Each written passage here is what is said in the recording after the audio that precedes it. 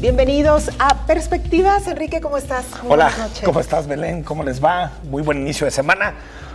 Digo, por decirlo de alguna manera, porque es una semana muy complicada que terminará con el próximo viernes con el juramento de Donald Trump, que ya dijo que va a jurar ante la Constitución y ante la Biblia, es decir, a los dos, como lo hizo en su momento Barack Obama. Y también, Belén, no se ha discutido mucho de este tema, pero también puede abonar al terremoto político y económico de los próximos días. Mañana anuncia el Reino Unido su proceso, el inicio del proceso de salida de la Unión Europea. Entonces, si bien Brexit y Trump como que siempre estuvieron entrelazados como fenómenos políticos, incluso en la misma semana tendrán repercusiones muy claras a nivel mundial. Y además, Donald Trump, ha aplaudido, ¿no?, mucho este proceso del Brexit al que se sumó o al que llevó a cabo pues Gran Bretaña, pero veremos también qué sucede, pues como bien lo dices, con esta toma de protesta, la reacción de los mercados, que no sé, Enrique, tú cómo lo veas, pero me parece, y ojalá por el bien de todos que así sea, que los efectos económicos que puede tener la llegada de Donald Trump a la presidencia, de alguna manera ya han sido descontados a lo largo de este proceso, ¿no? Los mercados ya están claros que sí o sí Donald Trump va a ser el presidente de Estados Unidos. Las expectativas para muchos de los inversionistas pues son todavía de inquietud, de temor, pero ya no hay vuelta de hoja, ¿no? Me parece, en mi opinión, me parece que el impacto ya está descontado. No sé tú qué opinas. Fíjate que no lo creo. A ver, yo creo que si tuviéramos a un posible futuro presidente de Estados Unidos predecible, un hombre que más o menos siguiera al pie de la letra un guión, que fuera bastante predecible para los mercados, lo entendería. El asunto es que este hombre con un tuit o con una declaración o con una frase o con una conferencia de prensa o con lo que sea, te descompone algunas cuestiones que estaban más o menos asumidas. Yo la verdad es que soy de la idea de que hemos ido tratando de moderar a Trump y convirtiendo nuestros deseos en realidad. Yo creo que lo que ha hecho Donald Trump es seguir claramente un guión y un camino, pero que él sabe en qué momento puede desestabilizar a los mercados con una sola declaración.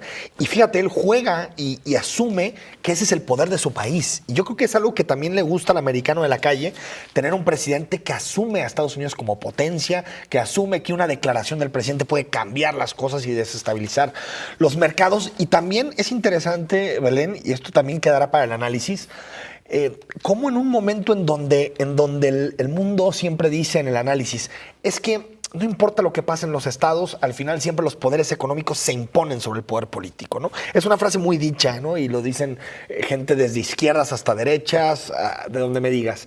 Y lo que está pasando con el fenómeno Trump es que la política se está imponiendo a la economía, que es una cosa que hace tiempo que no veíamos, que alguien haciendo política, es decir, declaraciones políticas, declaraciones públicas, esté doblegando a los mercados, que es en realidad lo que estamos viendo en el caso de Donald Trump. Veremos si esta estrategia, cuando lleve 2 años gobernando, con desgaste, con problemas, si sigue siendo efectiva o eficaz. Yo creo que tenemos que esperar sorpresas el viernes, tenemos que esperar a un Donald Trump echado para adelante, prometiendo cosas, hablando de fortalecer el mercado interno en Estados Unidos, fortalecer también los empleos, es decir, yo sí me imagino que el viernes va a ser un día que marcará un hito en la historia de Estados Unidos, porque creo que el discurso va a estar centrado en temas fundamentales de su agenda para fortalecer a su parte más dura. Por lo tanto, yo sería de la idea de que lo mejor que podemos hacer es esperar lo peor. Seamos optimistas, ¿no? Esperemos lo peor. Un viernes negro, por ejemplo. Un viernes negro, no sé qué tan negro, porque al final ya, y tú lo decías al principio más o menos, se ha amortizado algo. O sea, si te fijas de cómo empezó el tipo de cambio, todo ha habido un cierto deterioro.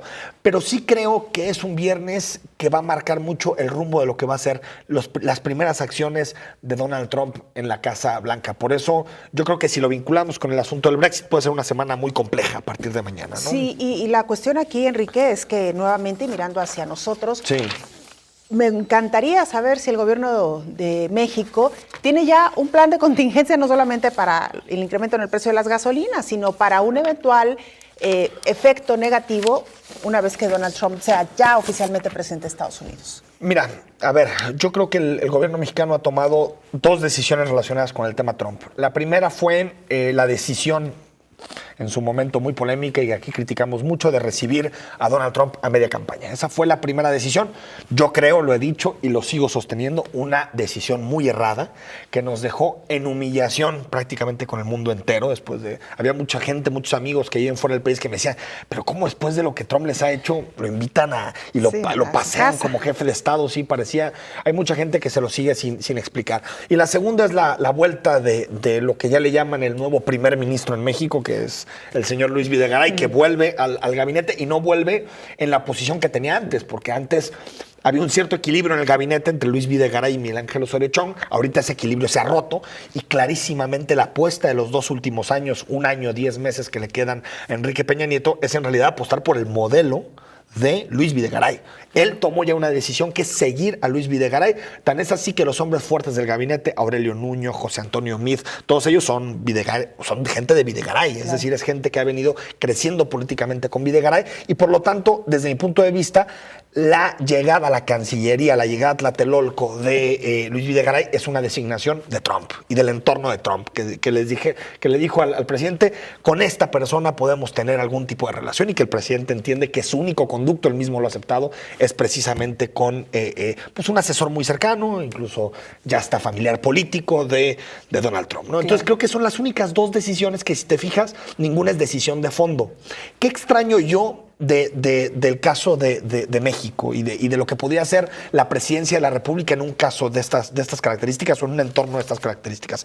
Primero, me hubiera gustado que hubiera apostado el presidente Enrique Peña Nieto por una narrativa más clara de fortalecimiento del mercado interno. Yo sé que eso no se logra de la noche a la mañana. Tuvimos mesa de economistas aquí hace algunos días. Queda claro, o sea, si tú tienes un modelo económico totalmente echado para afuera, con vengan productos, sin aranceles, de pronto meter el timón y decir, vamos a pensar en el mercado interno, es prácticamente imposible, ¿no? Es prácticamente imposible. Pero se puede trazar una ruta para decir cómo fortalecer salarios, cómo fortalecer consumos, qué se va a hacer con la empresa mexicana, incluso algo que tampoco quiero caer el nacionalismo trasnochado, pero, por ejemplo, una idea de consume lo mexicano, apuesta por lo nuestro. Mucha gente me lo ha dicho, ¿eh? O sea, yo cada que voy al súper quiero comprar algo mexicano, pero no sé qué productos son, qué productos que compro son extranjeros. Creo que una campaña de ese tipo de fortalecer el mercado interno hubiera tenido una aceptación muy buena entre la población mexicana.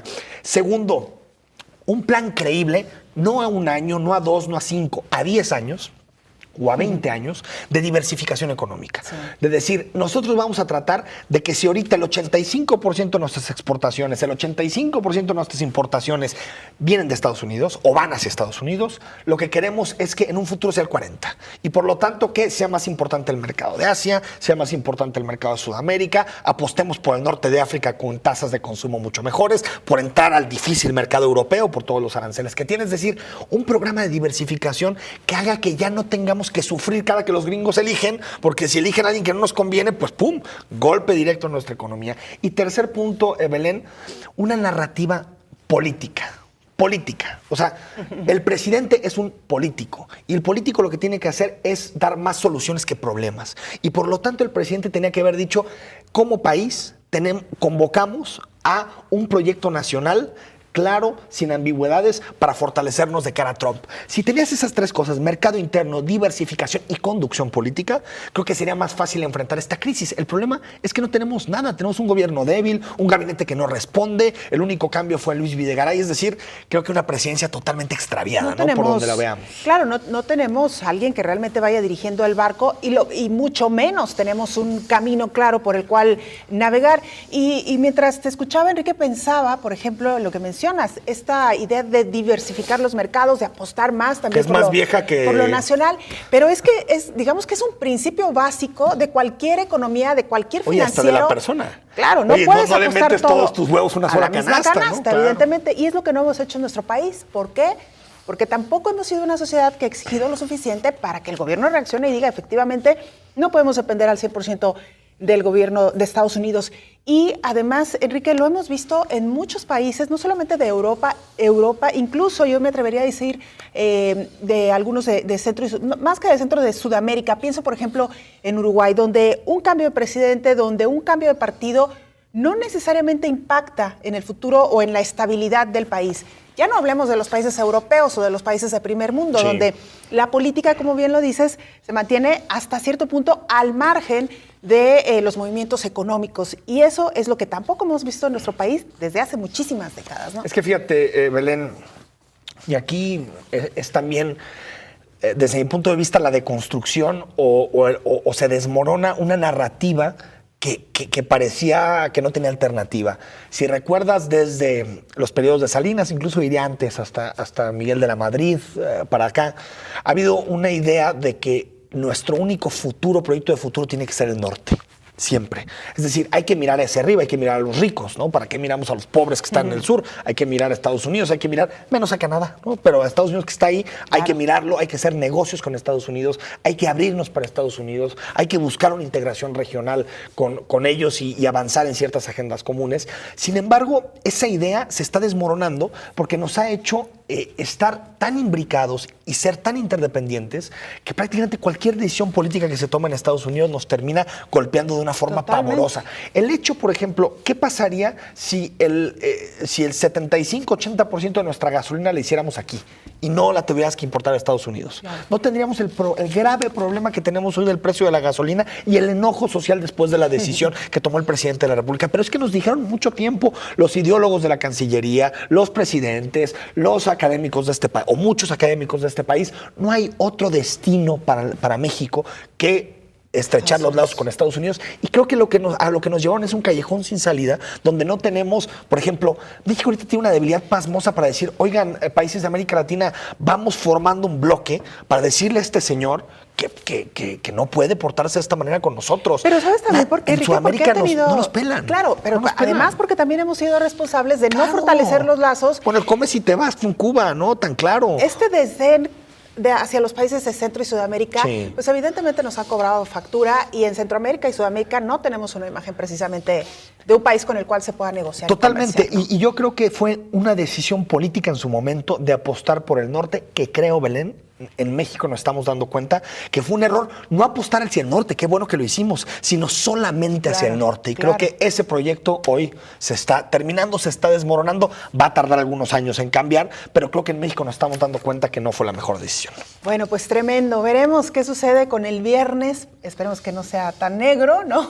Bueno, si ya creo que hemos superado peores. Sí, no, vamos a ver qué sucede. Tendremos oportunidad a lo largo de la semana también de ir desgranando un poco la mazorca en torno a los efectos de esta toma de protesta, y una vez que pase también, Enrique, pues veremos, ¿no?, qué rumbo toma tanto Estados Unidos como México. Y a la vuelta platicamos con Pedro Kumamoto, Oye, que es la voz que nos falta del tema del financiamiento a partidos. La semana pasada hicimos Messi y nos faltó la voz de Pedro Kumamoto.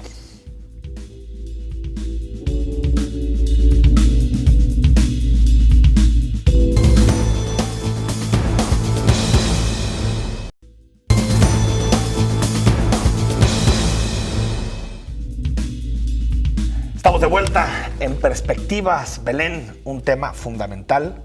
¿Se acabará o no el financiamiento público a los partidos políticos? ¿Se elimina, se disminuye, se vincula con la tasa de participación, con el padrón de electores?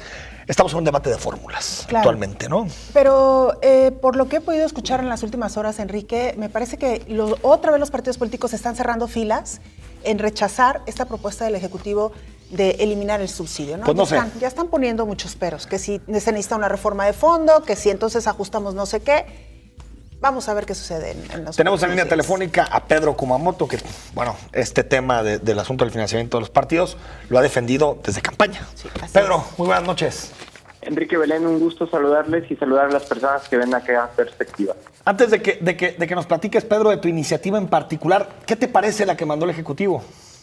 Bueno, nosotros creemos desde este espacio de la Diputación que no solamente se trata de la reducción, sino de la vinculación a la participación de las personas. Por lo tanto, que aunque celebramos el espíritu de la búsqueda de que existan un momento de austeridad hacia los partidos, nosotros vemos que es insuficiente, porque nosotros creemos que no solamente se trata de bajarle, el costo. Si pagas 100 pesos o 50 pesos por algo que no te gusta, sigue siendo igual mucho dinero. Lo que queremos hacer es cambiarle la cara y la lógica a los partidos políticos. Pedro, ¿por qué finalmente el pasado jueves no se aceptó la iniciativa del gobernador? Bueno, nosotros creemos que, de nuevo, planteando que desde el Congreso del Estado de Jalisco estamos haciendo un impulso, por así decirlo, pues digamos en colectivo, para poder sacar adelante iniciativas que impulsen el espíritu de austeridad. Por eso, sacar adelante, por un lado, las iniciativas federales que se están planteando y, por otro lado, el analizar en el Congreso local, en primera lectura, la iniciativa que propone el gobernador. Que pasó a primera lectura nada más, ¿no, Pedro?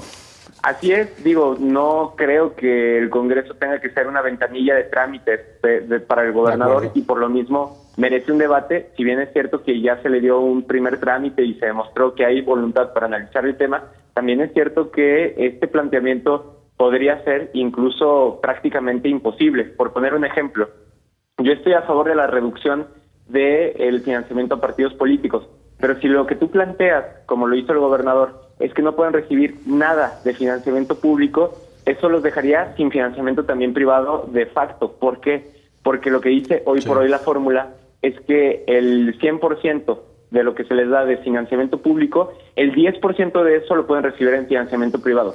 Si el financiamiento público es cero, pues entonces también el financiamiento privado es igual a cero, y creo yo que lo que se generaría en todo caso sería pues una parte, digamos, ilegal de financiamiento. Pero, de nuevo, suscribo el espíritu de reducción, pero creo que técnicamente no es viable. Tu propuesta entonces, diputado, sería eliminar el subsidio que reciben los partidos políticos en año no electoral y en año electoral vincularlo a la tasa de participación, ¿entiendo bien? No, la propuesta sería en todo momento vincularlo al último momento electoral. Quiero plantearlo así, eso es sin voto no hay dinero. Lo que estamos diciendo es un ahorro de 2.200 millones de pesos al año y significa una reducción algo así de 62% de lo que reciben hoy los partidos. ¿Pero por qué? Porque cambiaríamos la fórmula. En lugar de que sean la cantidad de personas que tienen credencial para votar, por 47 pesos, lo que nosotros estaríamos haciendo es multiplicar la cantidad de personas que votan válidamente en la última elección por 47 pesos. Eso significaría que si la gente no sale a votar, que si anulan su voto, como sucedió en las elecciones pasadas, que el 50% no fue a votar y que del otro 50% que sí fue a votar, 10% anuló su voto, bueno, pues entonces tendrían consecuencias. Y esto cambia el paradigma completamente, porque hemos visto elecciones en donde la gente no va a votar porque se hartan de la guerra sucia y que los mismos partidos son quienes procuran y quienes impulsan esta guerra sucia.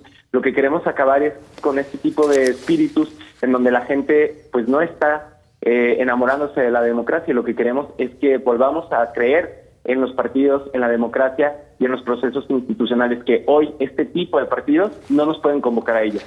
Entonces, ¿tú crees, Pedro, que en años no electorales los partidos de todos modos tendrían que seguir recibiendo dinero? Deberían de seguir recibiendo cierta cantidad de recursos. A ver, y eso es algo muy importante. Podemos buscar las fórmulas para que haya financiamiento privado y público, buscando desde luego en todo momento la austeridad y que los partidos políticos parezcan más organizaciones no gubernamentales, ACES, espacios en donde la gente va y pone casi dinero y no recibe. Lo que queremos hacer es que se deje de pensar que los partidos políticos son negocio y más bien se conviertan en un centro de ideas, en un espacio de discusión, en un espacio de formación de cuadros. Lo que queremos es que los partidos, insisto, nos vuelvan a enamorar de la democracia, porque los peligros de que la democracia no esté en nuestro ADN significa abrirle la puerta a Trumps mexicanos, y no queremos que los totalitarismos, que los dictadores, que ese espíritu, digamos, de guardar el orden y acabar con las minorías se instaure en México, sino que al contrario se impulse, insisto, el enamoramiento de la democracia. Oye, Pedro, ¿no crees que en este, digamos, en un afán de voluntad política por parte, valga la expresión, de los partidos políticos, pudieran hacer incluso ajustes internos en sus estatutos? Y si bien estamos pues ya al cuarto para las 12 para poder hacer reformas que permitan llevar a cabo la propuesta del Ejecutivo, voy a lo siguiente. Si se elimina el subsidio estatal, como tú dices, eso repercutiría en el subsidio privado también para los partidos. Pero ¿no podrían los partidos políticos, digamos, enmendar un poco este presupuesto con reformas internas y que fuera a través de las cuotas de sus afiliados, como pudieran sobrevivir en los años no electorales? Y lo digo, digamos, como una muestra de voluntad, al menos en este año que sin duda alguna será crítico.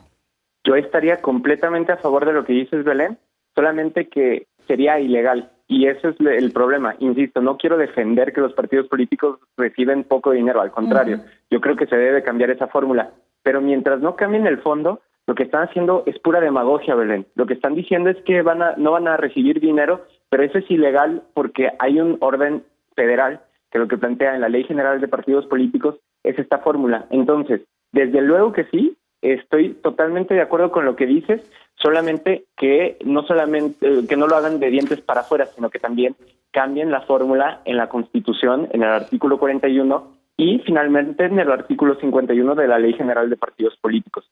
Ahí sí sería un cambio profundo, no solamente de voluntad política, porque en el otro caso incluso podrían meter a la cárcel y hacerles una gran cantidad de multas por no respetar lo que dice la ley. E insisto, lo que queremos hacer es cambios sustantivos. Claro, me queda clarísimo que se necesitan estos cambios, sin duda alguna, no para ahorita, ya digamos viendo a un largo plazo. Pero me parece, Pedro, que hay maneras de solucionarlo, algunas de ellas quizá pues resulten bastante románticas, pero lo hemos dicho aquí, si el gobierno del estado aporta, porque tengo entendido que no le obliga a la ley un monto específico, pudiera dar inclusive hasta simbólicamente un peso que le permitiría a los partidos políticos tener también además un peso de financiamiento privado. Y yo insistiría, me parece que los partidos son libres de poder ajustar sus estatutos y que a partir de este año se diga todos los afiliados al partido político pues tienen que cumplir con una cuota de cierta cantidad, ¿no?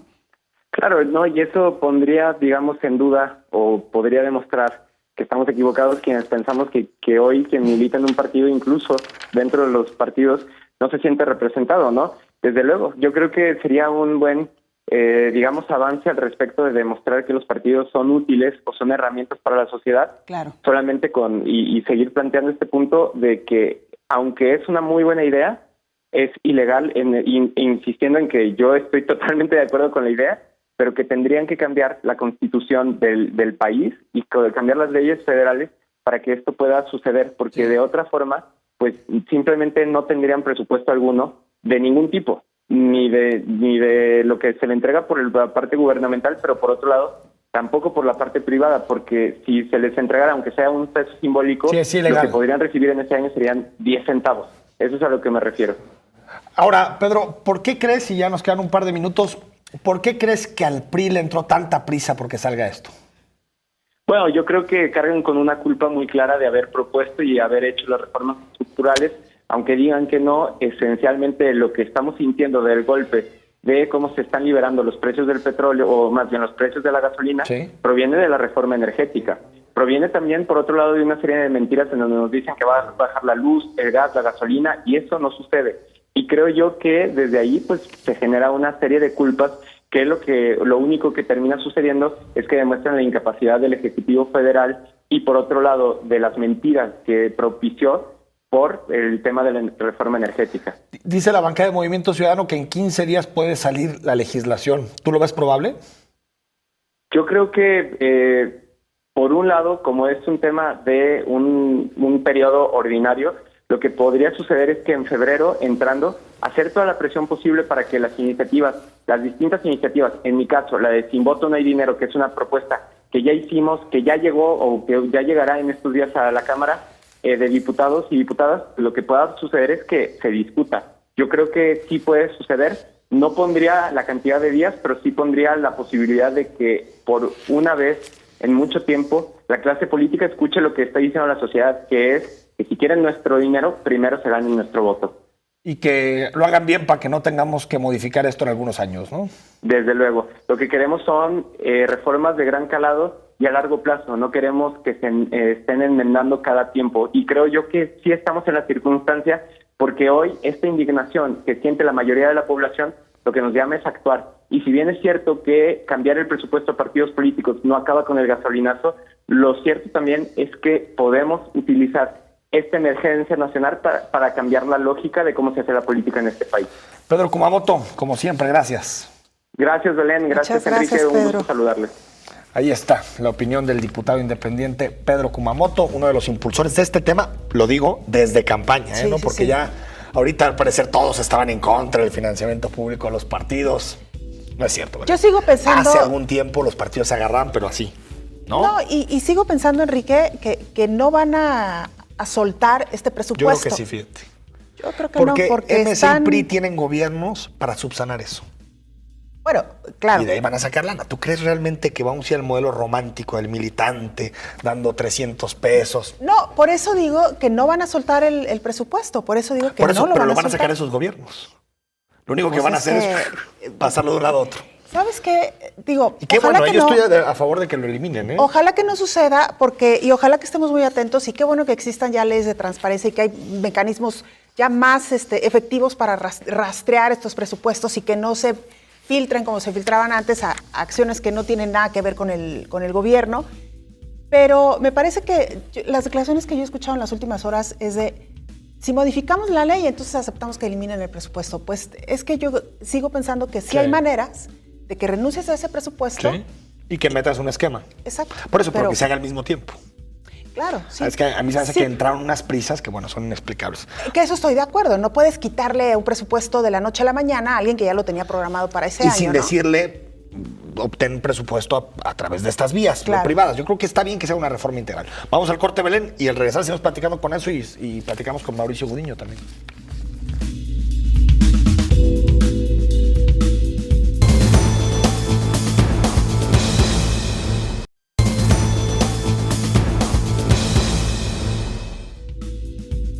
Seguimos en Perspectivas, Belén. En un ratito leemos todos los mensajes. Hay muchos de WhatsApp, de Twitter sobre este tema. Un ratito continuamos con el tema del presupuesto a partidos políticos. Sí, la entrevista con Pedro Kumamoto, que también está generando mucho debate, pero antes saludamos al subsecretario de Administración, a Mauricio Gudiño. Mauricio, muy buenas noches. Hola, Enrique, buenas noches. ¿Cómo están? Gracias por acompañarnos. Mauricio, platícanos primero qué presentaron hoy y ahorita le entramos a analizar la propuesta.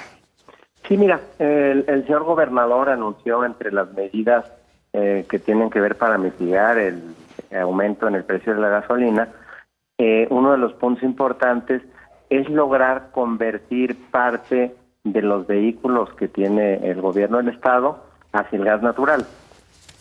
Hoy lo que presentamos fueron los beneficios que tiene el convertir a gas natural. El más importante, o los dos más importantes, el primero es el precio. El precio tope que tiene el gas natural es 8.31, es decir, es el precio más caro en el que se vende el gas natural, y en relación con la gasolina magna, que es lo que usa la mayor parte de las gasolinas, que es de 16 pesos con 53 centavos. Es decir, ahí tendrías un ahorro más o menos del 50%. También presentamos todo lo que tiene que ver con las emisiones. En el gas natural te ahorras 50% en monóxido de carbono, 20% en dióxido de carbono cuando el vehículo está parado, y cuando está caminando puedes llegar a tener un ahorro cercano al 90% en el tema de las emisiones. También comentamos, bueno, hay ya 2 expendedoras de gas natural, hay otras 2 expendedoras en proceso, pero también hay aquí en la zona metropolitana de Guadalajara, hay empresas que tienen unidades móviles de recarga, es decir, un camión lleno de gas natural se vuelve como lo que sería el símil a una gasolinera móvil. Es decir, esto permite poder hacer un cambio a gas natural más rápido. ¿Cuáles serían las diferencias entre el gas natural y la gasolina? Bueno, digamos, la más significativa es que la potencia en los vehículos se disminuye hasta un 5%. En este sentido, también presentamos cómo se distribuyen los vehículos de 8 cilindros o más en el gobierno del estado, y nos damos cuenta que los que tienen que ver con seguridad y protección civil representan aproximadamente el 90% de todos los vehículos. ¿De los de 8 cilindros? De los de 8 cilindros. Y también en el consumo del combustible, las tareas de seguridad y protección civil también representan aproximadamente el 90% del gasto en combustible. Es decir, la parte de seguridad, digamos que sería el objetivo para poder introducir el tema de gas natural. Más o menos cuesta entre $1,800 y $2,200 cambiar un vehículo de gasolina por gas natural. Entonces, los candidatos importantes para que este cambio de tipo de combustible no sea un costo adicional al gobierno del estado son los vehículos que consumen 500 litros o más por mes, es decir, que gastan un poco más de 100,000 pesos al año. Esto significa que si ahorramos el 50% del combustible, en menos de un año se pagaría el cambio de gasolina por gas natural y de ahí en adelante se tendrían ahorros. En el caso de los vehículos operativos, por ejemplo, de la Fiscalía, que tienen un promedio de gasto de hasta 650 litros, que representa aproximadamente unos 140,000 pesos, digamos que alcanzaría a hacer el cambio, pagar el gas natural y todavía tener un ahorro, lo que sin duda representa el objetivo primordial para poder hacer el cambio de gas natural por gasolina. Claro. Subsecretario, ¿cuál es el calendario que ustedes tienen previsto para llevar a cabo esta acción en específico? Me refiero al tema del gas natural. Para empezar, quisiera preguntarle, usted mencionaba algunas empresas que pudieran ser proveedoras. ¿Cómo se va a llevar a cabo este procedimiento? ¿Se va a hacer un concurso? ¿Se va a elegir directamente a la empresa que el gobierno considere que es la más adecuada? Y lo mismo para quién va a proveer estos equipos para cambiar del modelo de gasolina al modelo de gas natural. Mira, en este momento hay solo hay dos empresas que venden gas natural. Nosotros ya entablamos conversación. De hecho, a una de estas empresas hizo una gira el señor gobernador y evidentemente trabajaremos con estas dos empresas jaliscienses. También debe haber 2 o 3 empresas que convierten los vehículos de gasolina por gas natural. Lo que nosotros estaríamos pretendiendo en un primer momento es que las mismas empresas de gas nos hicieran el cambio o la conversión de gasolina por gas natural y que a partir de los ahorros que se vayan obteniendo, de ahí se cubra el costo. Esto también nos permitiría no tener un desembolso importante de manera rápido, sino que se vaya diluyendo a través de cómo se fuera pagando mensualmente las facturas de gas natural. Vamos a empezar en relación al calendario, en estos 90 días que se comprometió el señor gobernador a ver resultados. Vamos a empezar con 10 vehículos de la Fiscalía General del Estado. El fiscal tiene una gran disponibilidad, está él apoyando muchísimo este proyecto, hay que reconocerlo. Y estas pruebas o este programa piloto que duraría los primeros 90 días serviría para ver todos los esquemas de logística que tuviera que ver para la misma operación de la dependencia. Creo que una vez que podamos tener todos los beneficios, todas las dificultades, los obstáculos que debiera tener, vamos a poder establecer ya un calendario importante para el cambio de muchos más vehículos en las diversas flotillas que tienen que ver con vehículos de 8 cilindros. Subsecretario, nada más si le entendí bien, hay solamente 2 empresas en Jalisco que pueden ser proveedoras del gas natural y ya han sido seleccionadas estas 2 empresas para ser las proveedoras. Sí, estamos en pláticas, no hay otras más. Pero podrían ser las 2, es decir, que no competirían entre ellas. Sí, hay otras, haciendo el símil a la gasolina, haga de cuenta que hay 2 gasolineras solamente en la zona metropolitana de Guadalajara que expenden gas. Una de las 2, además de vender el gas o poder rellenar los vehículos de gas, además tiene, lo que es unidades móviles para surtir gas. Entonces son las únicas opciones que existen estas 2 empresas y es lo que estaríamos en primer lugar buscando, claro, que financieramente nos daría un mejor esquema para poder lograr el ahorro. ¿Qué buscamos? Si nosotros no hiciéramos nada, el incremento al costo de la gasolina nos impactaría alrededor de 65 millones en este 2017. Lo que estamos buscando son varios esquemas que tienen que ver con los ahorros.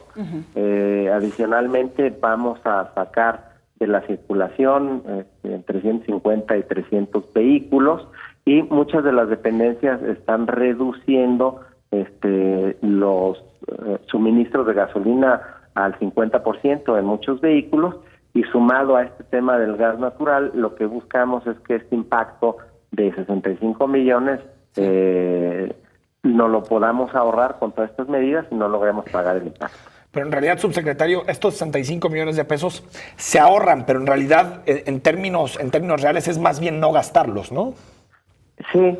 O sea, no son ahorros con tal cual. Pero en el esquema del gas natural es muy interesante, porque si esto lo trasladamos al 2018, en el 2018, todos los vehículos que convirtamos, en realidad ya consumirían la mitad de lo que hoy cuesta la gasolina. Ahora, subsecretario, antes de que lo tengamos que despedir, nos decía que el 90% del combustible del gobierno del Estado se lo consumen de alguna forma la Fiscalía y Protección Civil. ¿Entendí bien el dato? Sí, no, las acciones de Fiscalía y Protección Civil. Exacto. Nosotros en el tema de seguridad tenemos, digamos, una gran parte de los vehículos de la Secretaría General de Gobierno, la Secretaría de Movilidad, la Fiscalía General del Estado, sí, la Fuerza Única, y en tareas en lo que es la parte del gobierno central, quien realiza o quien consume el tema de lo que serían acciones de protección civil, son todos los vehículos de la Secretaría del Medio Ambiente que tienen que ver con el combate a los incendios.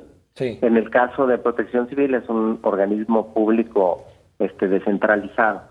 Todas estas labores son labores importantes de servicio en todos los ámbitos, y me parece que son los principales candidatos para poder hacer la conversión, este cambio de gasolina por gas natural. Entonces, solo lo que anunció el gobernador de la reducción del 50% de los combustibles, entonces solo podría ser del 10% restante que no van a Fiscalía o que no va a Protección Civil.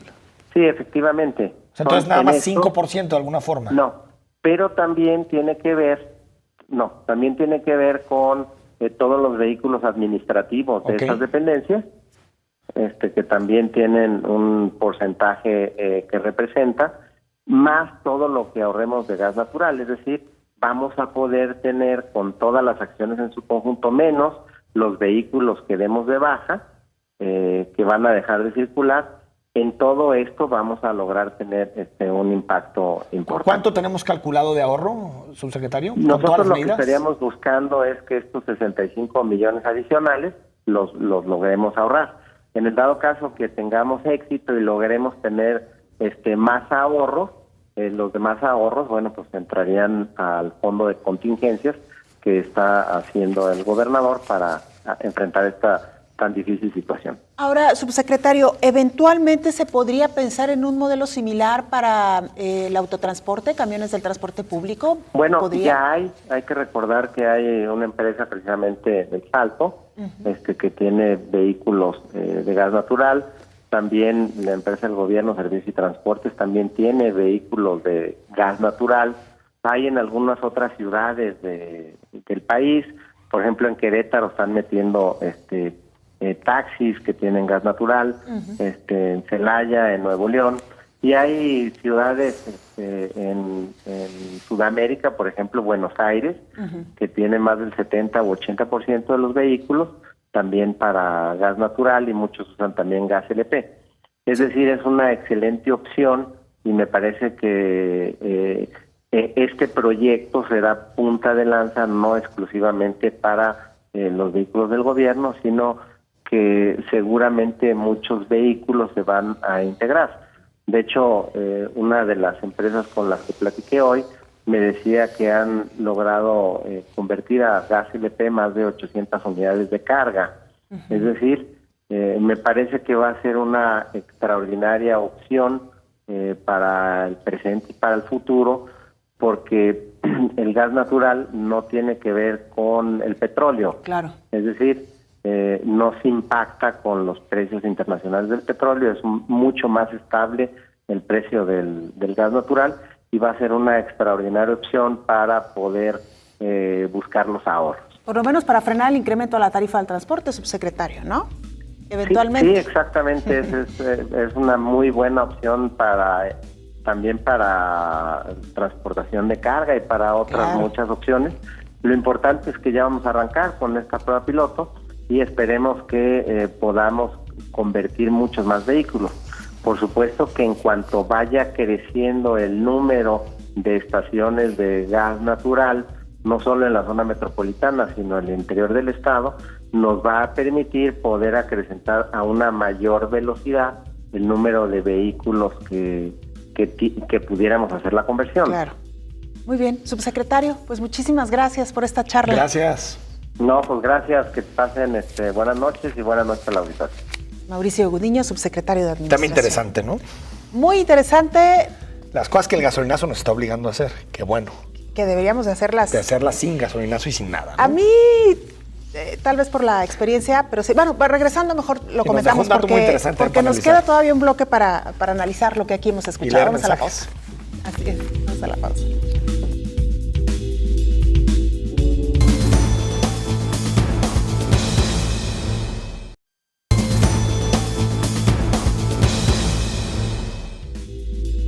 Estamos de vuelta en Perspectivas, programa muy interesante, Belén.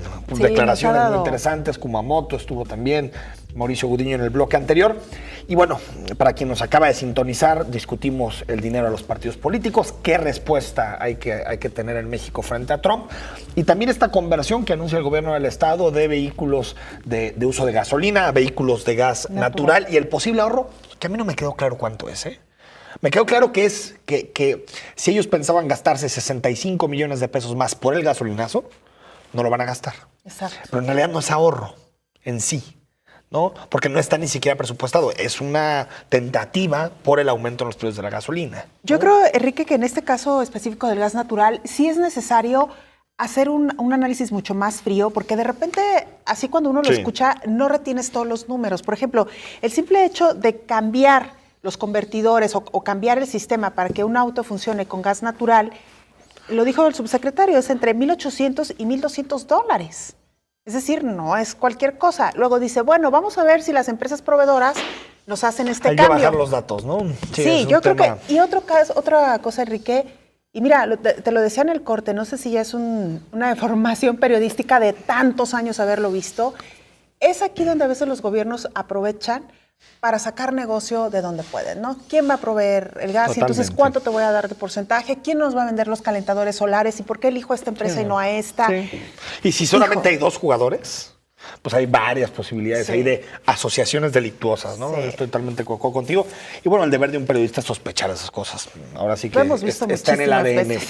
Bueno, van comentarios WhatsApp, comentarios de Twitter también. María nos dice, Enrique, los productos se identifican con los números 750 al inicio de la serie numérica del código de barras, los productos mexicanos. Gracias por decirnos. La verdad es que no lo sabía. María, muchas gracias. Me parece un dato muy interesante. Sí. Y seguramente mucha gente agradecerá este dato en específico. Carla Quiñones, además de lo que ya mencionaste, Enrique, es que estamos hartos de mantener políticos flojos, incompetentes. Estamos hartos de eso.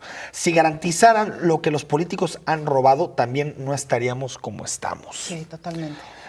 Y fíjate, yo ahí, a ver, el asunto de la corrupción es gravísimo en este país, pero tenemos una clase política tan devaluada, con tanta falta de credibilidad, que cuando quieren hacerle frente a amenazas externas como Trump, ni siquiera nosotros los vemos como portavoces fidedignos. Es que una cosa es toda la corrupción que existe, que está clarísimo, ahorita hablábamos de estos temas, pero otra cosa es que al perder credibilidad también pierden capacidad de iniciativa política. Entonces, cuando los partidos políticos nos dicen hay que unirnos contra Trump, pues a la gente le entra por aquí, le sale por el otro lado y dice... Si viene de un político, difícilmente. Exacto. Entonces, se ha devaluado tanto la clase política que incluso creo que eso va en contra de nuestra posibilidad de asociarnos como mexicanos y de encontrar en los políticos una interlocución clara, ¿no? Una representación, ¿no? Tal cual.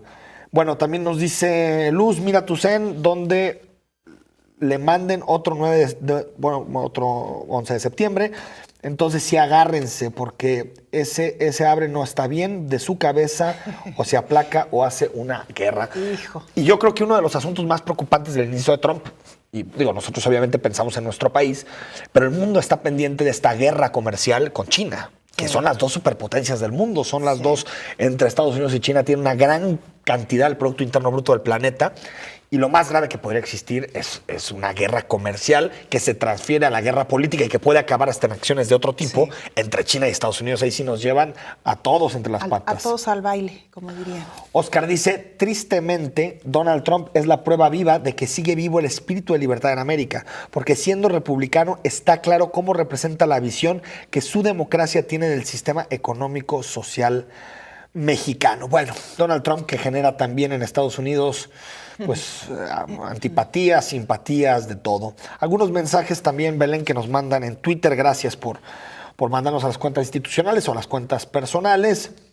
Nos dice, bueno, no vamos a leer algunas que tienen algún insulto, porque eso es parte de lo que no podemos pasar, pero nos dice Carlos Servín, los partidos no van a dejar su hueso, piensa como Belén.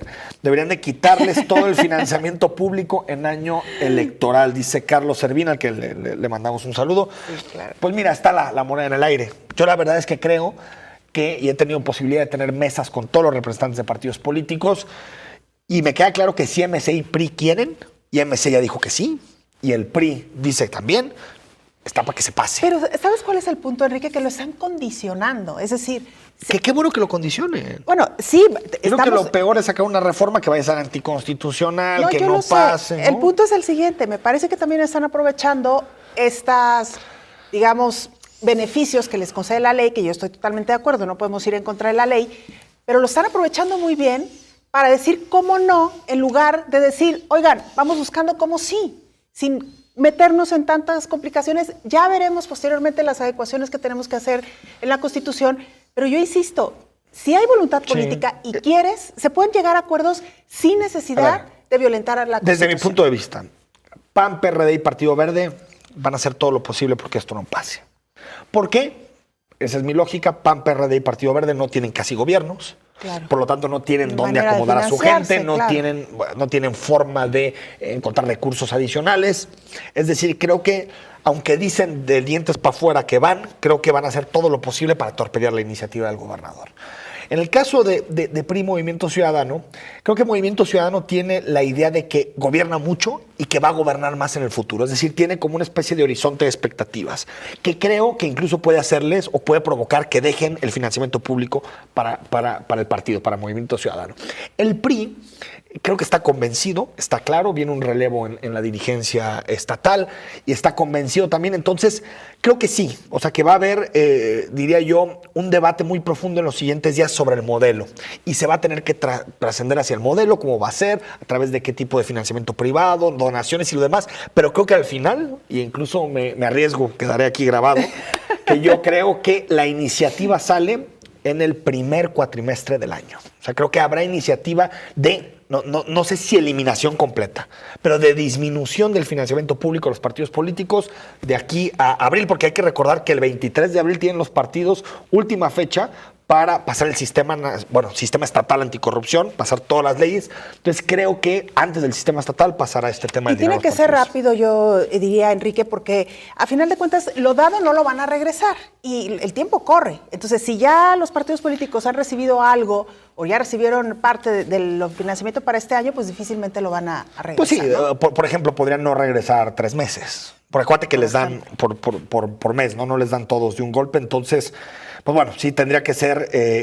Sí, porque si lo decidimos en octubre, pues muchas gracias, ¿verdad? Ya para qué nos sirve. Entonces sí tendría que ser rápido, en mi opinión. Sí, yo también. De todos modos, aunque sea en octubre, creo que sería un buen mensaje. Bueno, o sea, digo, sí. Ya nos veríamos en estas complicaciones, Belén. Hace tiempo era imposible que los partidos soltaran el dinero. No, yo creo que estamos entrando a otro debate y sí quiero decir algo que habla muy bien de la sociedad jalisciense.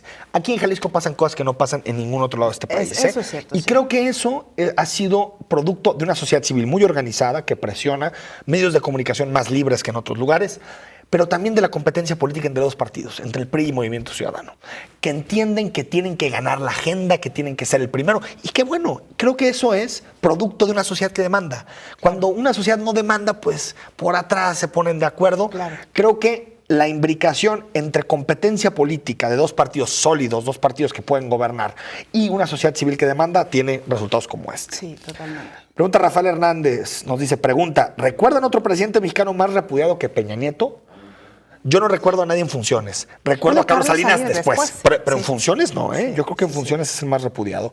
Gracias, Osvaldo Gutiérrez. Importante fortalecer instrumentos como Alianza del Pacífico y vincularnos con Mercosur con relación a toda esta idea de la diversificación. Para que nos disculpen nuestros hermanos de Sudamérica por haberlos creo que con otro discurso desdeñado mucho tiempo. O sea, yo creo que muchas veces lo que se lastima es la confianza entre los pueblos y la confianza entre los gobiernos. Creo que con otro discurso que ponga en valor y sobre la mesa la importancia de América Latina y que México juegue un rol importante en América Latina, de poquito en poquito se van limando asperezas. No, y hemos tenido algunos acuerdos interesantes. Brasil, por ejemplo, sí, ¿no? Pero el otro... yo creo que te puede gustar o no Hugo Chávez, ya ese es otro debate, pero tiempos como, por ejemplo, cuando se peleaban Calderón y Chávez, esos ya no pueden volver. O sea, fue terrible para México y México ahorita voltea para el mundo y dice, estoy solo.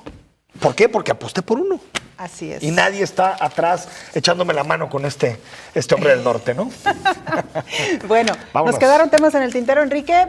Próximo miércoles, aquí seguimos con estos y otros temas. Gracias, buenas noches.